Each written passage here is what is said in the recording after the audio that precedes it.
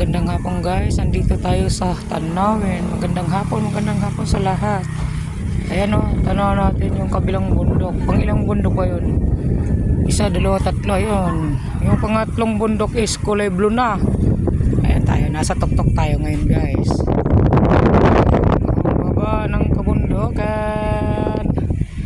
Dito lang tayo, nakasilang lang tayo sa lilim at mainit. Tanaw ang kabilang bundok. Ang sarap-sarap ng hangin dito. Yan guys, ganito lang to dito.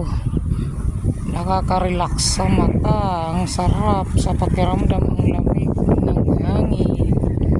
Kahit tarik ang araw, malamig ang simoy ng hangin guys, kasi maraming puno. Ayun po guys, may bahay pa doon sa kabilang bundok po. May bahay. Kulay blue na yung pangatlong bundok. Yan, isang bundok, pangalawang bundok. Yung kulay blue, pangatlong bundok.